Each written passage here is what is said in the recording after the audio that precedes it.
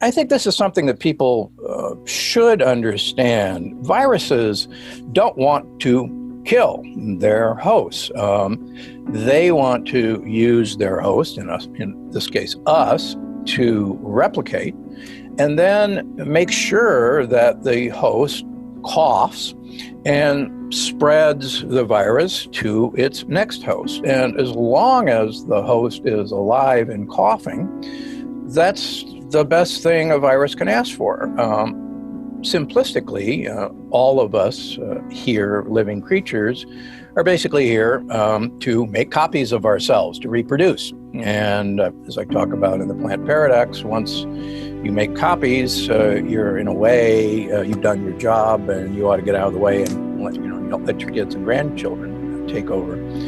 Part of the problem with this particular virus is it's a cousin of the common cold, and it's actually because it behaves like the common cold in terms of its infectivity that makes it so mischievous. By that I mean, for instance, a lot of discussion, particularly in the United States, was, well, in the United States, between 20,000 and 60,000 people a year die of the flu.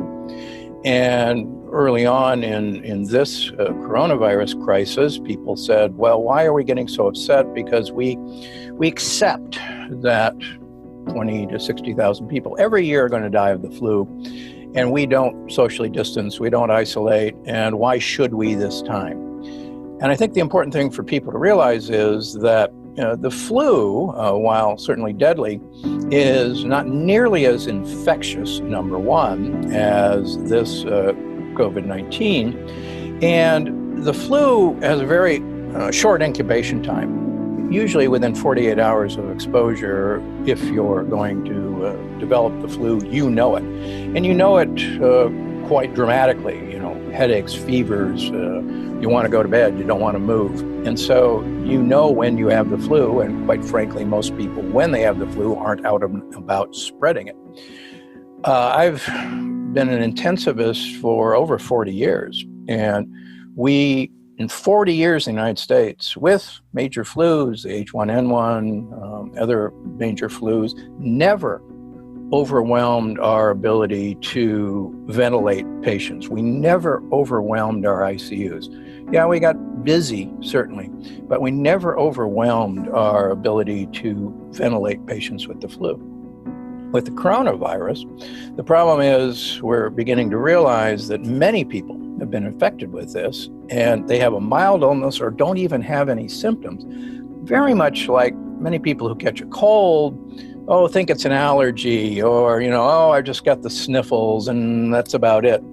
And this has been hitting, particularly in the United States, during allergy season when trees are beginning to bloom. So this virus is infective like the common cold, unlike the flu. And you can have this long period of time before you actually may show symptoms. So rather than a 2-day period of time for flu symptoms, you may go 7 to 10 days before you may start exhibiting symptoms. So there's this huge period of time where people have been walking around unknowing that they're spreading this virus. And the second thing, and I think we'll get into that, is that this virus, unlike the flu, in susceptible people, has just a horrible what's called a cytokine storm in the lungs that the flu doesn't do. And that's why so many people have ended up on ventilators. And once this process starts,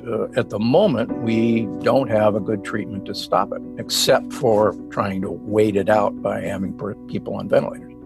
So the virus wants us to make copies and wants you to spread them. So the virus doesn't want to kill you. That would be really stupid. If you're dead, the virus can't spread. So the cytokine storm, as we see it right now, is your immune system overreacting to this viral infection in actually the lower parts of the lungs. And this has a very typical appearance on X-ray. It's not like bacterial pneumonias that we're used to dealing with. And it's this intense inflammatory reaction against the virus. And the whole idea of, clamping down on civil liberties goes actually against human nature. But one of the things that particularly the Brits know how to do from the World War II experience is, in fact, follow rules that are draconian to save your lives, and America to a lesser extent. But I think because of the Greatest Generation, we do have a shared experience where if you're asked to follow the rules, we're pretty doggone good at following rules. Okay, let's suppose we hit a peak and we start going down, and we do allow people to mingle. There is some suggestion, particularly out of Singapore, that we will see a new peak as people who were assumed to be uninfected anymore are still infected. And just this morning, speaking with a virologist, they are beginning to worry that this particular virus mutates very rapidly, like the common cold rapidly mutates. Here's the deal. Obviously, everybody wants a vaccine, and that'd be a wonderful thing, but you have to step back for a second and realize there is no vaccine to the common cold. And we could build a vaccine to the common cold, but in 2 months, that virus would mutate, and we'd be at it again. We can build a vaccine to influenza, flu, but as all of us know, that virus mutates about once a year. And so we're almost always a year behind with the current flu virus. So imagine, and I'm not saying it's going to, but imagine if this virus, which is a cousin of the common cold, mutates like the common cold.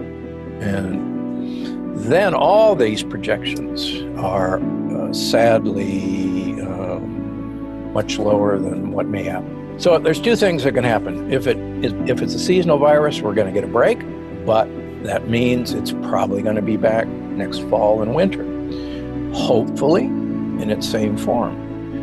If we don't get a break, then this virus is going to mutate like the common cold, and we'll see. We are social creatures. My major, my area of study as an undergraduate at Yale University was in human biologic and social evolution, how we evolve socially.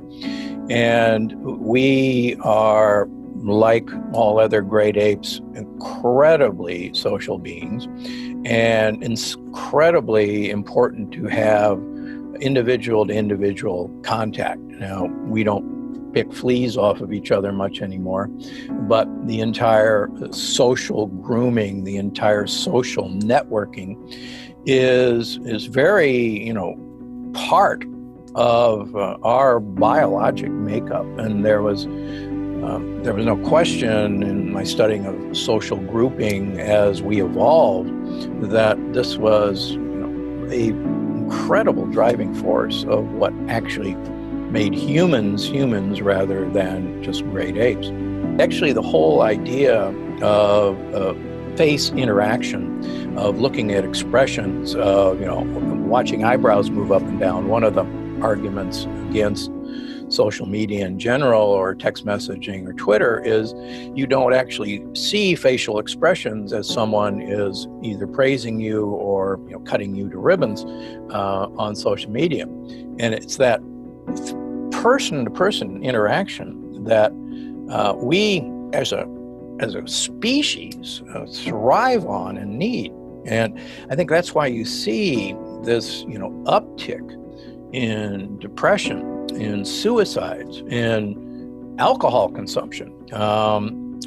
When you got nothing better to do, that's one of the things we treat ourselves with. And I think not only is this social distancing, there's probably a breaking point where society, the economies will collapse unless we go back to work.